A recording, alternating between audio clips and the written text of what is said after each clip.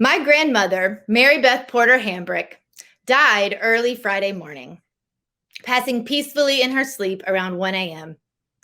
She and her wonderful caretaker, Martha, tune in to Middle Church on Sundays from her assisted living home in Georgetown, Kentucky. She was looking forward to hearing me preach this Sunday, and I am deeply grieving her loss. After telling my kids the news of her passing, ever poignant Zane remarked, "Well, you're going to have a hard time concentrating on writing that sermon now, aren't you, Mom?" He's never lied, except that I'm a firm believer that the text of our lives must inform our theologies. My being present to my grandmother's death, in my grief, reflection, asking questions anew about the purpose of life, in my reckoning with the transient nature of our humanity and what really matters, I am being present to the holy task of preaching, which at its best should ask those same questions too. So here I am at the bedside of death with a text about food. And here we are at the bedside of a world telling us that voting rights don't matter, billionaires should fly to space, with an ocean literally on fire and full of questions about hybrid worship and where we're going to be in the fall. What else would you add? What's the text of your life today? Name it. Bring it. God cares about it. And being honest about where you are and what you're holding and what we're holding is how we preach together. So now let's go back to that biblical text, that story of the fishes and the loaves, of the crowd and of Jesus feeding the 5,000. Raise your hand if that's a story that you heard growing up. Type in the chat, raise your hand. I grew up in the church, and this most certainly was one of the stories on repeat. But the way I learned this story needs to be re-examined. Part of being human is evolving, being open to change, growing intentional lenses with which to critique and read the world and the word. A critical liberation and intersectional read of this well-known parable teaches us new and important insights.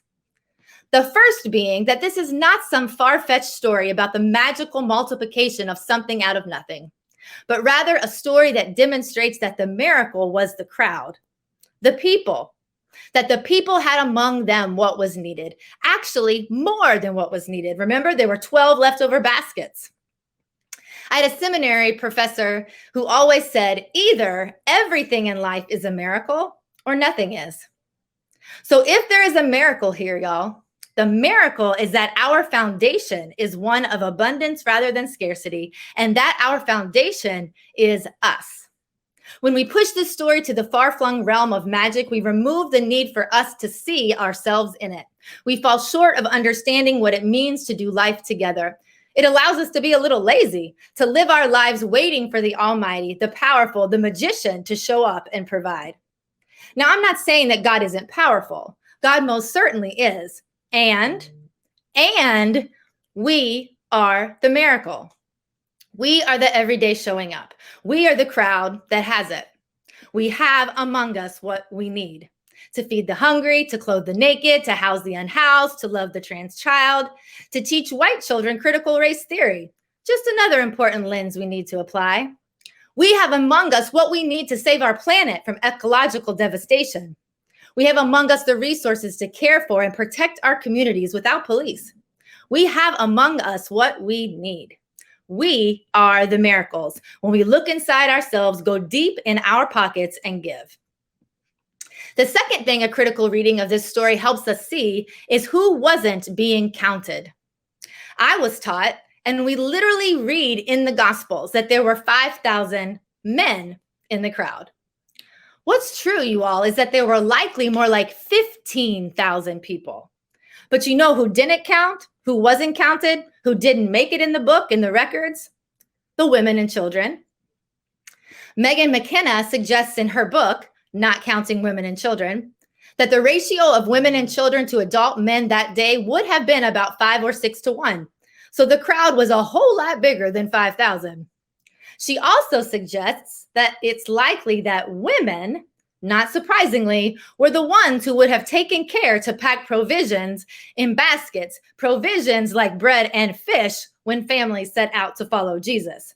So let's get this straight. not counted, not recorded, but had the snacks. Let's let that sink in. And let's not think that we've evolved from ignoring women and children today. Globally, women perform 76% of total hours of unpaid care work, more than 3 times as many as men. And care, Ai-jen Poo reminds us, is fundamental to enabling economic activity. Isn't that ironic? By the year 2030, childcare and elder care jobs will be our economy's single largest occupation. But it has never been valued in our social or political discourse because women, notably women of color, do most of this work. And we're not seeing children right now because we're acting like COVID's completely over, when there is no child under the age of 12 who's even had the opportunity to get a vaccine. We relegate children to quiet corners during worship or to the way back or upstairs or behind here. And we fail to see the overqualified women all around the meeting table still today. Didn't count them, didn't see them, and yet they had it with them. When we start rereading the texts all around us, we're going to start noticing who we're not counting. We're going to start noticing what we, both collectively and individually, already have. Now, I'm going to tell you a story. I was 4 weeks postpartum. 4 weeks. If you've ever given birth, remember your body. Maybe you're there right now. It's all kind of out of whack. Things are moving around. If you nursed, you've got milk just coming out whenever it wants. My good friend Robert was marrying Pete. Of course I would be in the wedding. Of course I would wear a fabulous backless dress. Of course I would have no idea how to keep the milk from coming out while being in a wedding party all day with a 4-week-old at home and a backless dress on. But I make it through the ceremony and to the reception site. I'm so excited. I've got my trusty pump in hand and it's really time to pump. Where's an outlet? I start looking frantically all over the space. I'm asking people, no answers, no outlets. I go into the kitchen. Hi, can I please sit somewhere? I really need to plug in and pump like now. Oh, I'm so sorry. There's no outlets here. What? What do you mean? This is an event venue, right? What do you mean there's no outlets? Yeah, but it's an empty space. We brought in everything ready to go. I'm sorry, there's no outlets.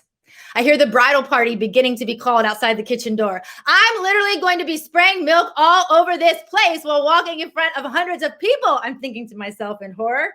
Has anyone seen Amanda? I hear the mother of one of the grooms asking. Then a tap on my shoulder. I turn around a little horrified, but to my surprise, it was another woman, part of the kitchen staff. And she looks me in the eye and she quietly says, I'm pumping too. And I've got a battery operated pump. Follow me. When I tell you all that at that moment, she fed the 15,000, I am not lying.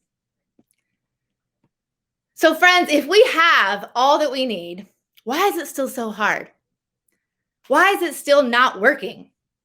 Why do we still act like there's just one pie from which to teach and learn and live and love? Why are there so many inequalities? Why did we add 118 million people who are now chronically hungry during the pandemic while global billionaires added 4 trillion to their wealth during the same pandemic?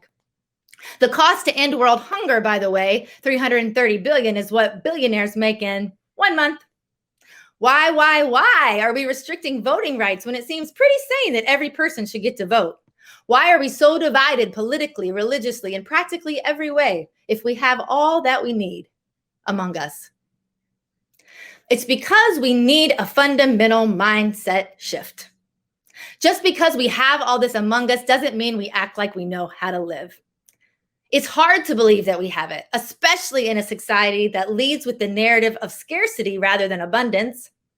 If you say Black lives matter, then that means that my life doesn't matter. If you say trans lives matter, then that means that my life doesn't matter. That's not how it works in a society based on enough.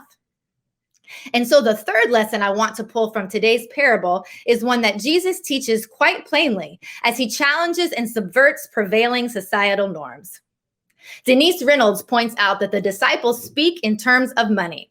Remember, they said to Jesus, okay, so we have 200 denarii. We'll go buy some bread for all these people to eat. Let's see how far it goes. But Jesus never mentions money. In fact, he totally disassociates himself from it. He rejects the inherent inequality of that system and chooses a more just system, the system of gift. Denise Reynolds puts that nicely.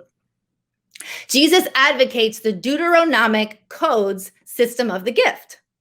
The text of Deuteronomy 12 through 26 regulates human relations and sets out standards by which people should treat each other.